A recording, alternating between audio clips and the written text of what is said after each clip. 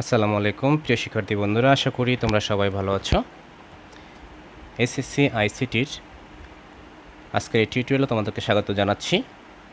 তোমরা জানো আমরা ধারাবাহিকভাবে এসএসসি আইসিটির তৃতীয় অধ্যায়ে সংখ্যা পদ্ধতি নিয়ে আলোচনা করে আসছি। আজকে তার 3 নম্বর ক্লাস। আমরা বিগত ক্লাসগুলোতে আমরা কিভাবে এই সংখ্যা পদ্ধতি রূপান্তর করতে হয় 12টা পদ্ধতি, তার ভিতরে আমরা 3টা পদ্ধতি অলরেডি লাস্ট ক্লাসে দিয়েছি। আজকে আমরা আলোচনা করব বাইনারি থেকে ডেসিমাল, এরপর আমরা শিখব হচ্ছে অক্টাল থেকে ডেসিমাল, এরপরে হেক্সাডেসিমাল থেকে কিভাবে ডেসিমালে রূপান্তর করতে হয়। তো আমরা 4 নম্বর নিয়মে আজকে শিখব বাইনারি থেকে ডেসিমাল। তো তোমাদেরকে শুরুতে যে কথাটা বলে নিচ্ছি, তোমরা যারা আমার চ্যানেলে নতুন রয়েছো চ্যানেলটি সাবস্ক্রাইব করে বেল আইকনটি বাজিয়ে দাও, যাতে করে তোমাদের পরবর্তী ক্লাসগুলো তোমাদের জন্য আপলোড করার সাথে সাথে তোমরা সেটা তোমাদের টাইমলাইনে পেয়ে যাবা। পাশাপাশি তোমার বন্ধুদের মাঝেও এটা শেয়ার করে ছড়িয়ে দিতে পারো, যাতে করে তারা উপকৃত হয়। তো আমরা কথা না বাড়িয়ে সরাসরি আজকের ক্লাসে চলে যাচ্ছি। তো আমরা আজকে শিখব বাইনারি থেকে ডেসিমাল কিভাবে রূপান্তর করতে হয়। তো আমরা একটা উদাহরণ লিখি বা সংখ্যা লিখি, যেমন 1,0,1,0,1.11। এটা একটা বাইনারি সংখ্যা এবং আমাদেরকে বলছে এটাকে ডেসিমালে রূপান্তর করতে, অর্থাৎ আমরা 10 দেখে বুঝতে পেরেছি এটা আমাদেরকে ডেসিমাল বের করতে বলছে। তো এটা আমরা সমাধান কিভাবে করব খেয়াল করো, খুব সহজে আমরা সমাধানটা করে ফেলব। দেখো, আমরা প্রথমে এই সংখ্যাটা এখানে লিখব, যেমন 1,0,1,0,1.11। তো এটা হচ্ছে আমাদের ডেসিমাল।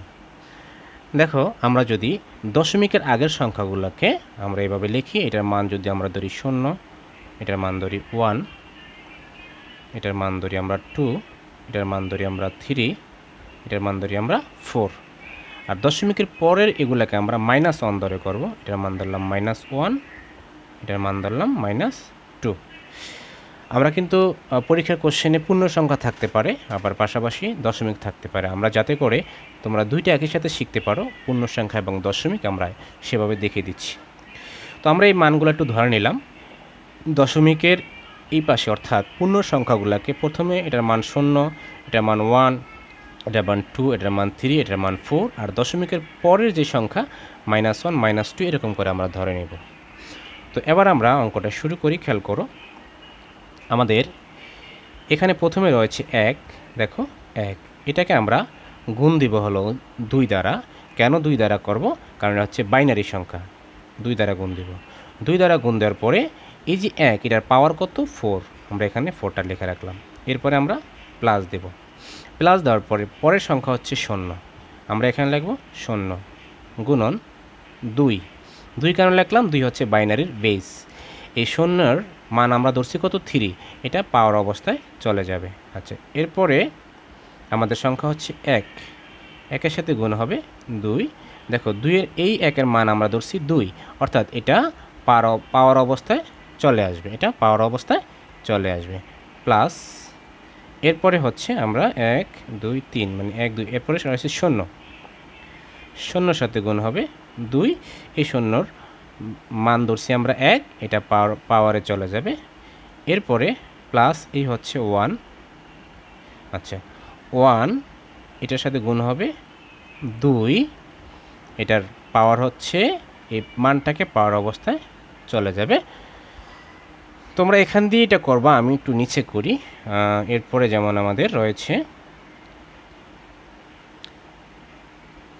দশমিকটা আমরা রেখে দেব এখানে। এরপরের সংখ্যা হচ্ছে 1 গুণন 2, এটার পাওয়ার হচ্ছে -1। আচ্ছা, প্লাস এরপরে আবারও 1, এটার সাথে গুণ হবে 2, এটার মান হচ্ছে পাওয়ার -2। আশা করি এই বিষয়টা তোমরা বুঝতে পেরেছ।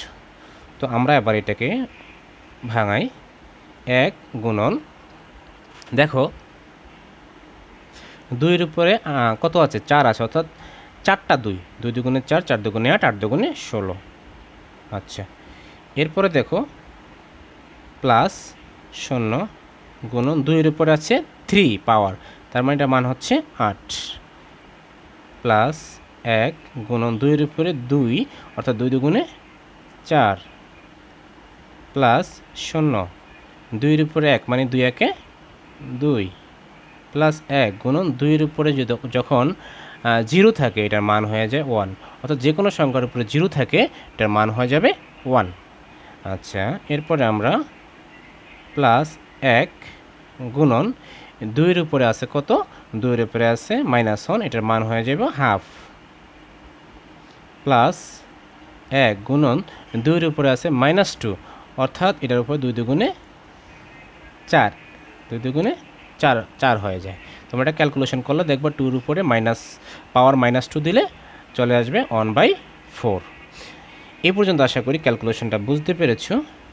এরপরে আমরা যদি একটু ভাঙাই বা এই যে গুণগুলোকে আমরা একসাথে করে ফেলি, 16 আঁকে 16 যোগ 8 0 0 যোগ 4 আঁকে 4 যোগ 2 0 0 যোগ 1 আঁকে 1 যোগ এটাকে কীভাবে আমরা করতে পারি দেখো, এটা কিন্তু 1 দিয়ে যখন তুমি উপরে গুণ দিবা আর নিচে আছে 2, 0.5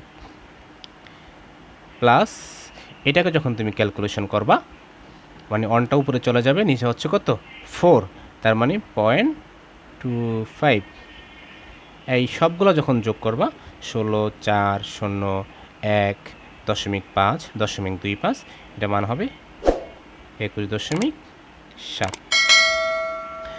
তো এই ছিল আমাদের অঙ্ক। তো এটাকে যদি আমরা এভাবে সাজিয়ে লিখি যে 1 0 1 0 1.11 বাইনারি আর 21.7, এটা হচ্ছে আমাদের ডেসিমাল। প্রিয় শিক্ষার্থীরা, এটা ছিল আমাদের বাইনারি থেকে ডেসিমাল। আশা করি তোমরা বিষয়টা বুঝতে পেরেছো। যদি না বুঝে থাকো বা কোনো বিষয় অস্পষ্ট থেকে থাকে অবশ্যই সেটা তোমরা কমেন্ট বক্সে জানাও, আমরা সেটা তোমাদেরকে বুঝিয়ে দেওয়ার চেষ্টা করব। তো যদি এটা বুঝে থাকো, এর পরের নিয়মটা সেটা হচ্ছে আমাদের কয় নম্বর নিয়ম, আমাদের সিরিয়াল অনুযায়ী এটা আমাদের 5 নম্বর রুলস। অক্টাল থেকে আমাদের ডেসিমাল করব আমরা।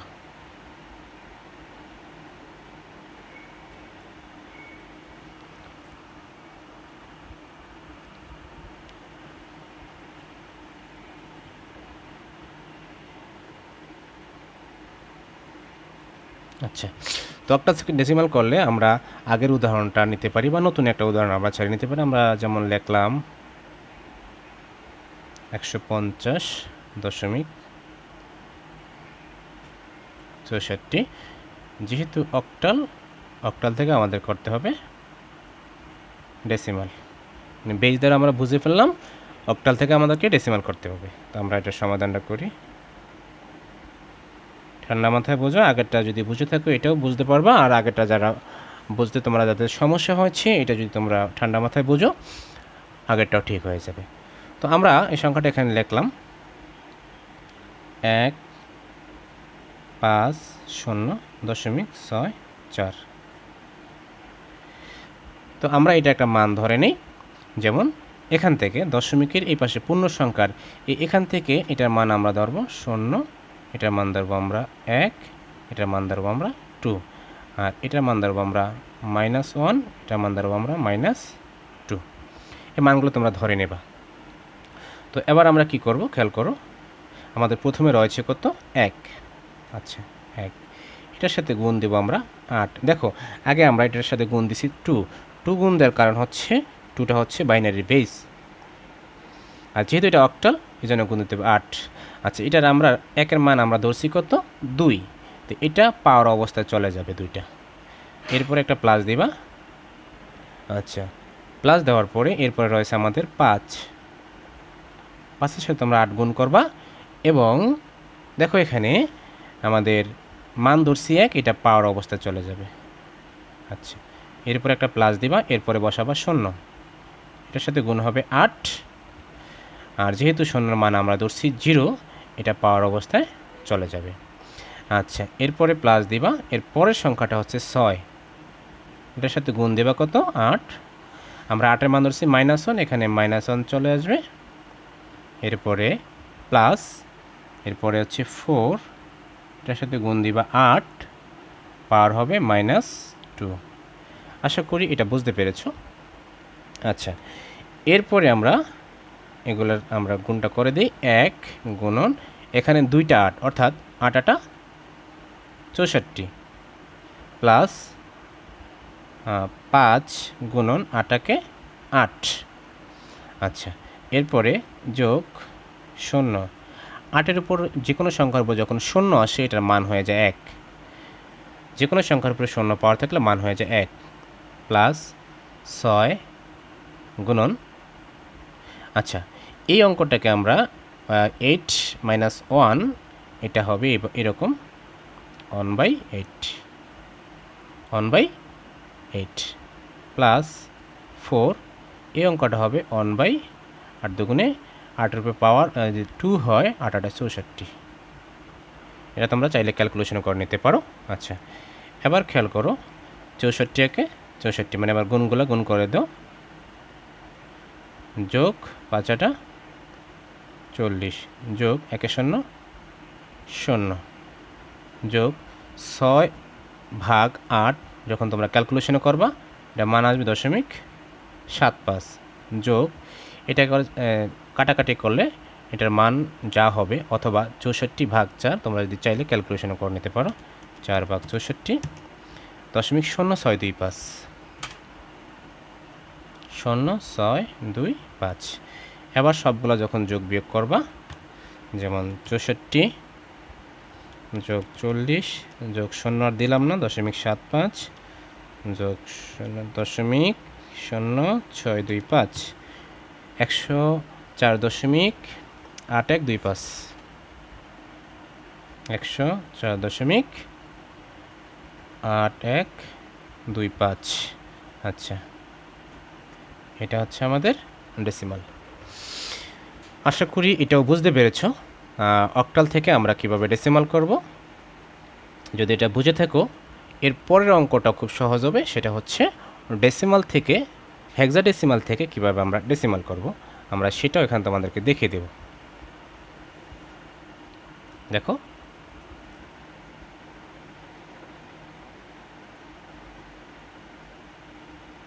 6 নম্বর নিয়ম দিয়ে আমরা লিখতে পারি,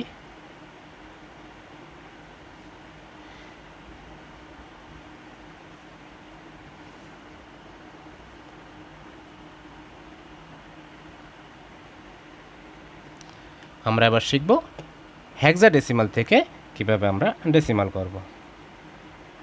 আচ্ছা, তো আমরা একটা সংখ্যা নেই, সাপোজ সংখ্যাটা আমরা নিলাম হলো, ধরো লিখলাম 1 AF দশমিক C। আচ্ছা, এটা হচ্ছে হেক্সাডেসিমাল, এটাকে আমাদের রূপান্তর করতে হবে কিসে, আমাদের ডেসিমাল রূপান্তর করতে হবে। আমরা এই বেজ দেখে বুঝতে পেরেছি আমাদেরকে ডেসিমাল রূপান্তর করতে হবে। ওকে, তো আমরা আবার সমাধান করব সরাসরি।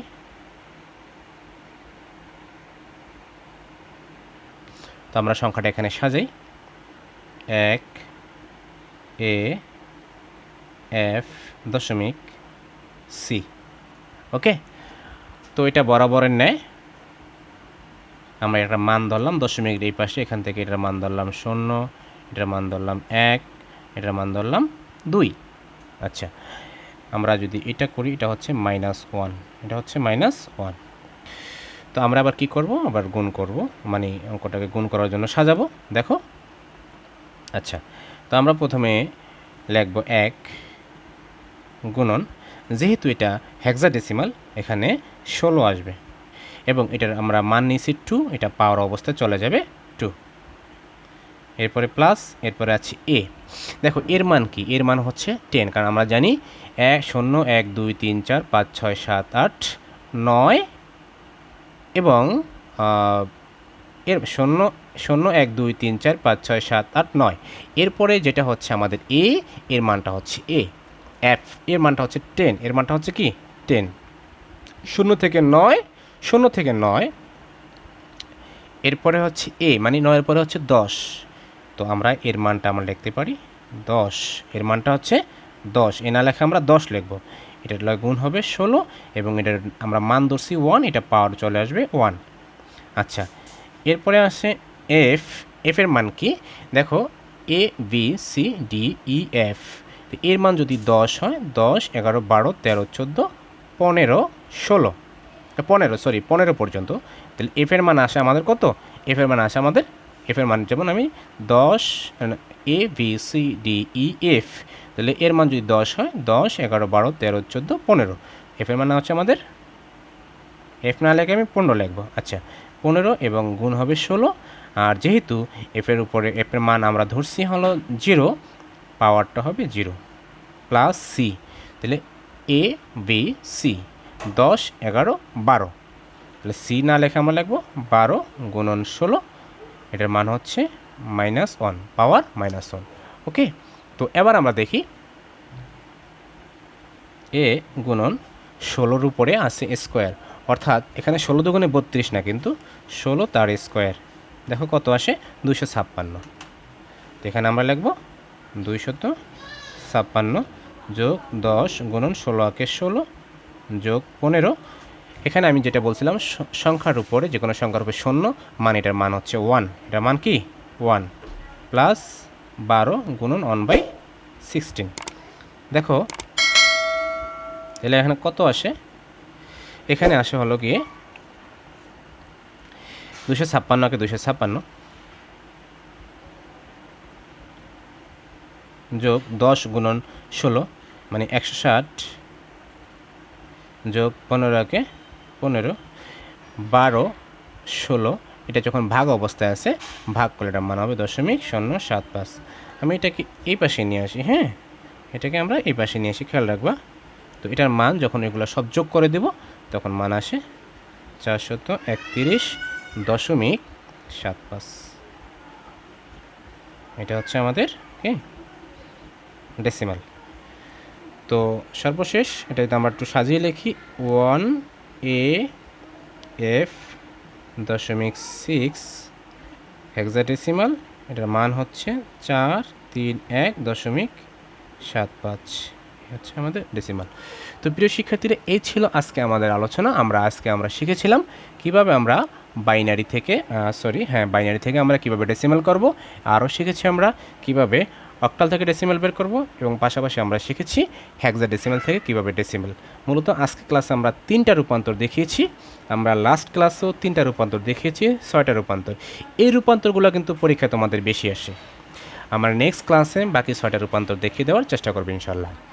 আজকে ক্লাস সম্পর্কে তোমাদের মতামত অবশ্যই জানাবা, এবং অবশ্যই ভিডিওটি একটি লাইক বাটনে ক্লিক করে দিবা ভিডিওর, এবং তোমাদের মতামত কমেন্ট বক্সে জানাবা। কোনো কিছু জানতে চাইলেও সেটাও তোমাদের কমেন্ট বক্সে জানাবা।